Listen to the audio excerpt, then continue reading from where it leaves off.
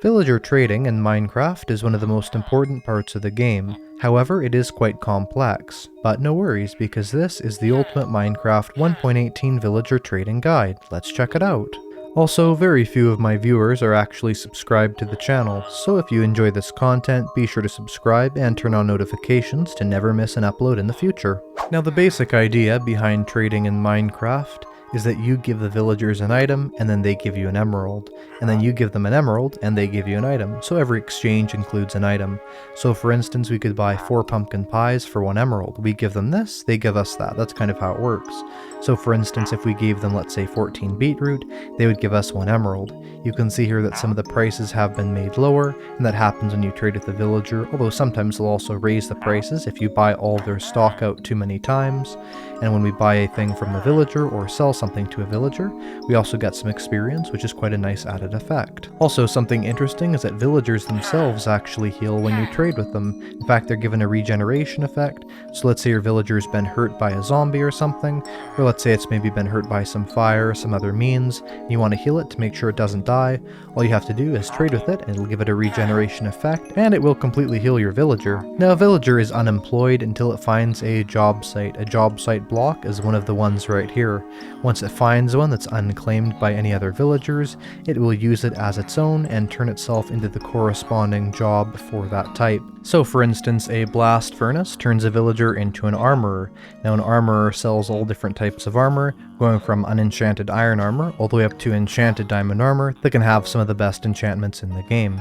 Next, there is the smoker, which turns a villager into a butcher that sells and buys all kinds of meaty food items. Next, there is the cartography table, which of course turns a villager into a cartographer that can sell you different types of maps and also buys things like paper. Then there's the brewing stand, which turns a villager into a cleric, which buys rotten flesh and gold and things like that, and sells you redstone, lapis lazuli, bottles of enchanting, and other kind of special items like that.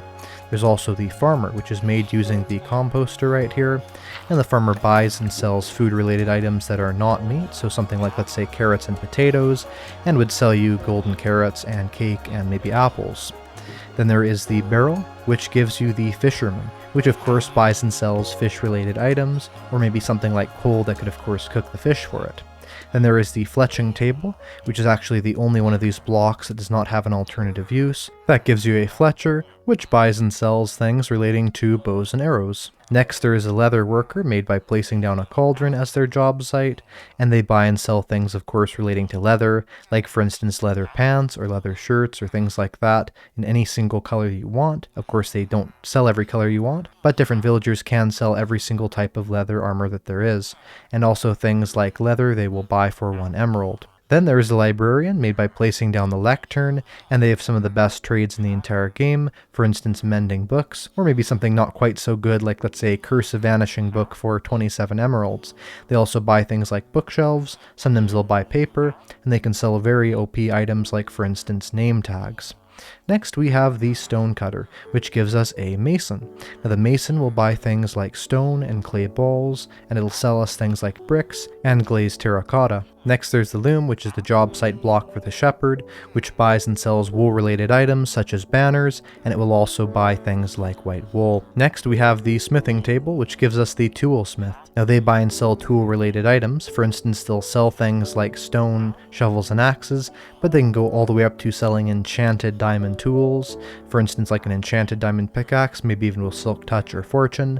So this is an amazing villager to have, especially with lowered prices. And last but not least, we have the grindstone, which gives us the weaponsmith.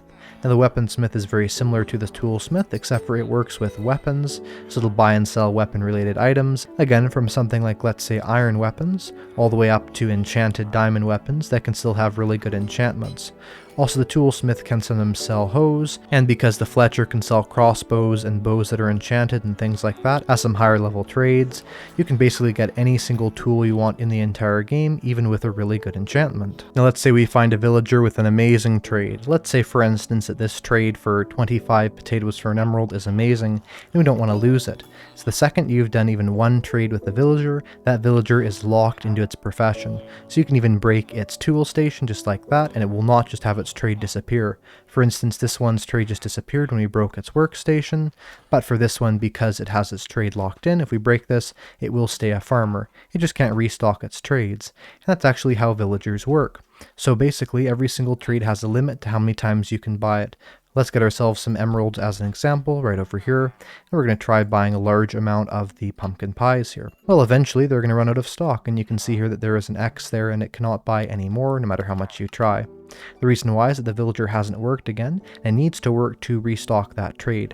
Now villagers work 2 to 3 times a day. You can even sometimes, very rarely, get up to 4 restocks in one day, but usually about 2 or 3. So all you have to do is wait till it works at its station again to restock that trade and you're good. Also, as your villager does level up, it has a different name, and its little button here will level up all the way from a stone button up to a diamond button, with emerald being the second best. For instance, this is an expert, which is the second best, and the more leveled up it gets, the more trades it unlocks, with the later trades generally being better than the earlier one. For instance, 3 melons for an emerald is an amazing deal. Also, something you may not have known is that a villager will give you almost double the XP if it's willing to breed when you trade with it, which is quite an interesting mechanic.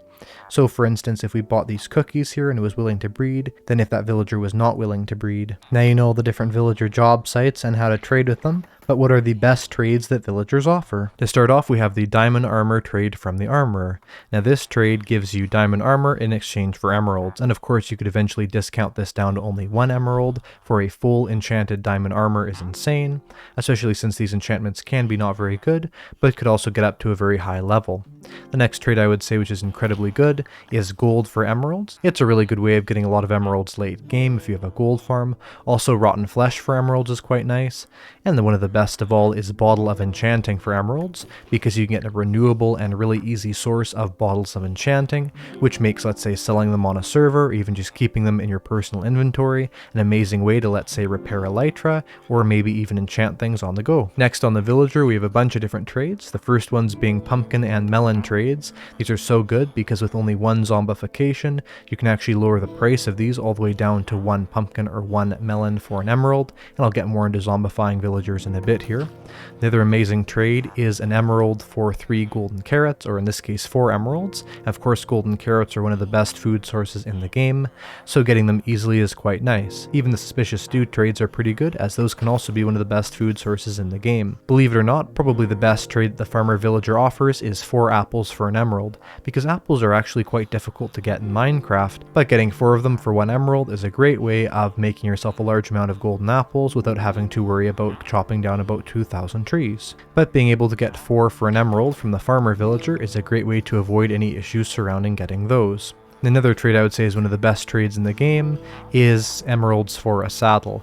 Now saddles are something that are usually non-renewable. I mean, you could fish for them, but that can take a lot of time. However, with this trade for actually quite cheap price, even without a discount, only 6 emeralds there, and maybe a couple more or less depending on how lucky you get, you can get yourself a saddle quite easily. And as these are usually found in dungeons, this is probably the best way to get this item. Next, of course, we have the librarian. This has some of the best trades in the game, for instance, enchanted books for emeralds, and we'll go into a bit later how you can get whatever enchanted book you want. Also, glass for emeralds is really good, and name tag for emeralds is an amazing trade as well, because again, name tags are an incredibly useful item in the game, probably one of the most useful items, and they're usually very hard to find. With this trade, you can simply buy them and not have to go around trying to find them in dungeons. Next, for the stonemason, we have the quartz pillar trades and the quartz block trades, as well as 10 clay balls for an emerald, and 1 emerald for 10 bricks, and 20 stone for an emerald. You can see I quite like the mason villager, because for instance, this trade early game is one of the best ways of getting yourself tons of emeralds. This trade late game gives you infinite building blocks of bricks, and also making flower pots if you want that, as bricks are usually not the easiest item to get. And this 20 stone for an emerald trade can be discounted for 1 stone for an emerald, which in my opinion is literally the best way to get emeralds in the entire game. And of course, these quartz pillar trades are great for building as well, as quartz isn't always that easy to get. Finally, we have the toolsmith, which gives us these enchanted tool trades. trades. And of course you might need multiple of these to get all the tool trades that you want, and some of these will even give you an unenchanted diamond hoe for an emerald. But overall, this is an amazing villager to have, so you can get all your diamond tools without ever having to mine again. And for the last trade that I think is one of the best in the game, we have diamond weapons. You can see here there is a diamond axe for emeralds as well as a diamond sword. This one even has looting 1 on it, which isn't too bad. It's amazing again to get every single type of enchanted diamond armor and weapon very simply through these different villagers. And of course there's many other trades that these villagers offer as well that I would suggest you to take a look through and find your favorite trades that are offered. So those are the best trades that villagers offer, but how do you actually get all those trades? For instance, let's say a mending book from a librarian. How do you not end up with something stupid like a curse of vanishing book? Well, it's amazingly simple and is one of the best parts of villager trading. First of all, place down your lectern in front of your villager. You'll notice it grabs a random enchanted book as its trade. This can be any of the enchanted books in the entire game, except for soul speed. Now all you have to do if you don't like the trade is to break this and replace it with something else. If it's in a capsule like this, make sure there's maybe a block in front of it so it doesn't run away. So break this, replace it, and now let's see what it got instead. It got flame. Maybe you like that enchantment, maybe you don't. Let's say you do want mending. The trick is to break this and replace it as many times as you need to until the random enchanted book is a mending book. And of course the higher level trades, it can also be books, could give you mending as well. And what's really cool is as long as you're a little bit past sunrise or a little bit before sunset, villagers will almost instantly pick up the next trade. And using this trick, you could get yourself librarians for literally every single enchanted book in the entire game, like for instance this awesome protection 4 trade right here. Just be aware that if you want low prices on your mending trade, you should make sure that the mending trade is no higher than 26 emeralds for mending, because you can never get them to 1 emerald for a mending book unless the trade starts with at least 26 emeralds or lower as the initial trade. But again, you can use that to get mending or any other book you want by just simply breaking this and replacing it right in front of them. And this does apply for every single other villager with every trade as well. So as long as you can see the initial trades, and let's say something like a farmer, those could change, you can simply break this and replace it as many times as you want in front of them until they get the trades that you want. Just be aware that this does not work if you've already traded with them once, because if you have, their current trades are locked in permanently. So now you know the basics of how to trade with villagers and some of the best trades to look out for. But how do you actually make a full villager trading setup? Well, I have one right here and I'll walk you through how to do it. There's 3 parts to it. There is the villager breeder, the villager zombification station, and the villager trading hall. And I'll only discuss the last 2 today, as this villager breeder I actually made a separate tutorial on. iCard on the screen right now, by the way, on how to make that. It's a really good design, something that I modified from an existing design. And I think overall it works quite well for making a nice little capsule to get you villagers, have them mature, and then from there send them off in minecarts to the rest of your system. So how does this whole system work?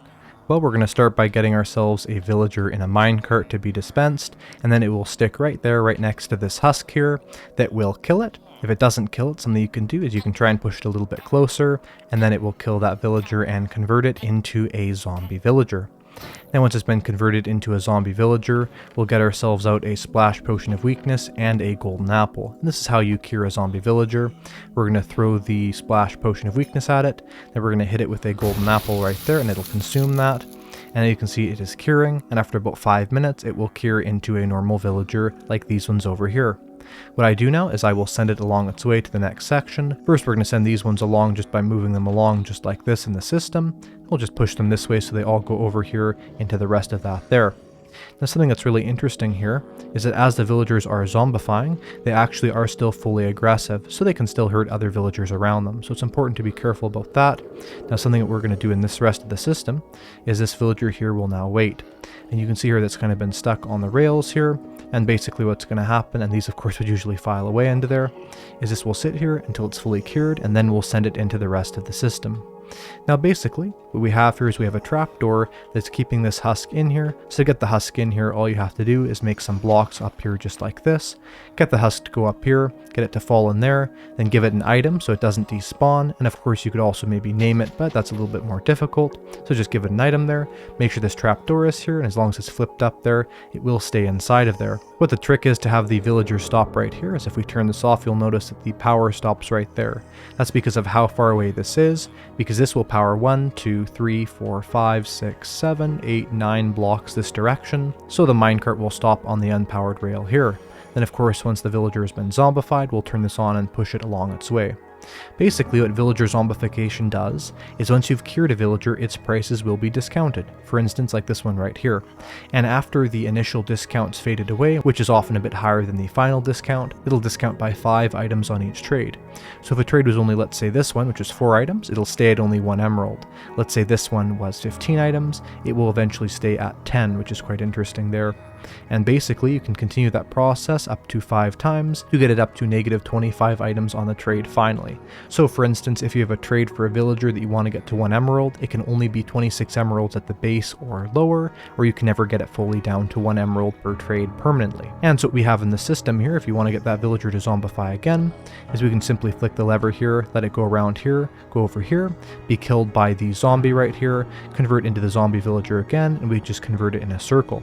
The trick here as well, and this is why it's so wide, is that with the minecart here you can actually load up to 5 zombie villagers around here like this. Of course not with the power on the rails there, but something like this. They'll all zombify, and then they will be able to wait there and zombify here with only 1 splash potion of weakness instead of multiple. Let me just get rid of this minecart mess first though. Anyway, once our villagers have zombified, they'll go over here, go this way, slide along here with our powered rails, and they'll then go into the trading hall. I'm just going to show you guys how to make this trading hall, as it's a little bit complicated, but it's certainly worth it compared to other trading hall designs. All you have to do is place down blocks in a pattern like this, sort of a zigzag shape, just like this, all the way along here, then make each one of those 2 tall around here just like that, and get yourself some slabs of any type, and put them on top of here. We're basically making witch conversion proof tubes so that the villagers can never be turned into witches, and also they're protected from the sunlight if they ever turned into zombies by accident. And we're going to cover this up all the way just like this. Also, as a quick little side note, be sure when you're zombifying your villager that it does not stay in the sun because it will burn to death.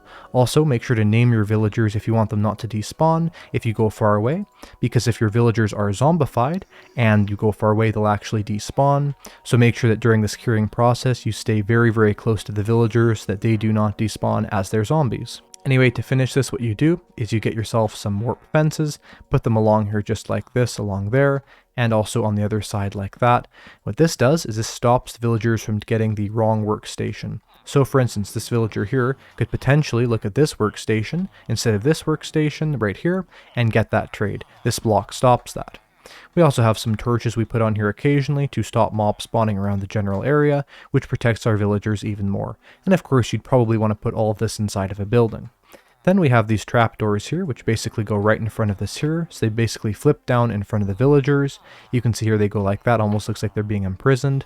But the trick is basically what it does is it makes it so that the villagers will not be killed by anything in a raid or by any zombies if you want to protect them. So let's say there is a raid going on, all you have to do is go around here and flip all these down, and that will stop the villagers from dying if there is a raid. And just to finish this up, we'll just put a rail right along here like this that will slide into there. And when we have these villagers go into here, they kind of slide along here. In fact, we'll show this right here. You'll notice that they slide into here just like that. Once they've slid in there, we break this block, we place down the workstation we want them to have, we correct the rail just like this, it gets the station, and we'll trade with it once to lock in the trade, and there we go. You'll actually notice it's still in the minecart and the rail is still down there. What's so cool about that is, let's say we want to zombify it more, we simply replace the rail, go into it just like this. We just kind of walk right into where the villager is, it'll push it out and it'll go right back into the system, back over here where we can zombify it again. Also be careful of any iron golems spawning, killing your husk right here like this one did. You might want to fence this off a little bit just so that these stupid iron golems don't kill your husk. But that is how you make the full trading farm design. Also, as some little extras, something interesting to note is you can actually mine emeralds to trade with villagers. They do spawn quite frequently at the top of tall mountains. Also, when a raid is triggered at a village by you walking into the village with the bad omen effect, once you've defeated the raid, the villagers will give you discounts on prices temporarily and will throw you random items, which is quite cool. And also, if you get yourself an amazing villager which just has some great trades that you don't want to miss out on, all you have to do to protect it even more is actually to put a dispenser right next to it, flick the lever on the dispenser, and that will put armor on the villager. You cannot see that the armor is on it, but the armor is applied to the villager there, and then with, let's say, the full diamond armor being applied, it will have the added protection from that as well. Well, I hope you enjoyed the Minecraft 1.18 Villager Trading Guide. If you did, make sure to press the like button, subscribe, comment, share. Feel free to join the official iCraftMC Discord, Reddit, and also follow me on Twitter. I will see you in the next video, and have a great day. Goodbye!